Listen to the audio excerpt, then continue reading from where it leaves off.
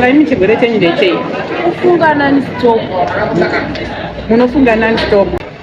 Hello guys, how are you? Tiri kumarondera guys, kumuchikeni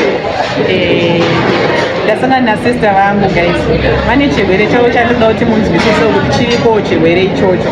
Sister munozani? Ndasangana nasister vakati guys, ndikudohera uku kana uine anything kana something to eat chekuti ndinokwanisa kuita se ndinokwanisa kudya bhozi ndine urwere hwandinaho. Saka imi chirwere chenyu ndechei? Kufunga non-stop. Munofunga non-stop. Nangopipuka kudai ndakutanga kutofunga. Nangodai unakutofunga asi ndakuna madziwa dzinokuwa ndozvazvokupera. Munhu afunge non-stop, afunge non-stop. Anofunga achizorora. Uyai panzi, muno mune noise. Saka mazvinzwa guys.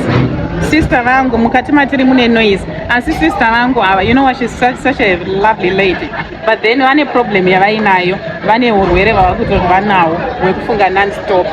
Sister, pamunenge muchifunga mune muchiramba muchingofunga here? Inenge chikaramba chingofunga asi kana madziva dzinonguva zvinopera. Muri kuona here mabudiro amuri kuita? Muri kubuda here wenge munhu anofunga non-stop? Kuita kunge tingafunge but nditofunga non-stop, nditokumbira kuti vanokwanisa kundibatsira wandibatsiro ndegere kufunga non-stop. Ndegere kufunga zvakanyanyisa, ndofunga nguva dzese ndire kuti ndifungewo sevamwe. Alright, munenge muchifunga stress here kana kuti zvinhu zvakamboitika? Munenge muchinyatsofungei? Chero zvinhu panguva chinotonzwa kunge vamwe vanhu vari kundudza zvinhu. Munenge muchinzwa mavoice anenge achiti chii mavoice ati? Zvimwe enda kwakati, ita chakati, ndingazoti, chakacheka zoti. Izvozvozvo. Alright. So guys, maunzwa urwere asi doctor akati chinonzi chii chirwere ichi? Vamwe madhokuta ndichinzwawo mumazwi aya ndinohwa zichinzi anenge malaria akambondibata, ndakambobatwa nemalaria asingaite, anga asingaite. Ndinenge ndakapuwa malaria nemurume ava ndaigara naye. Kuti agara achirwara nemalaria, akandipa malaria yake ese. Zvogara naye kwananga ndakuita anga asisarwari nemalaria. So ndo zvakakonzeresa chirwere chekufunga non-stop? I am thinking about that. Sort of. Alright, saka I hope kuti muchaita zvakanaka. Hatiso kuti muite zvakanaka hanzi munofanira kuita sei? Vakanditi zvidrinks.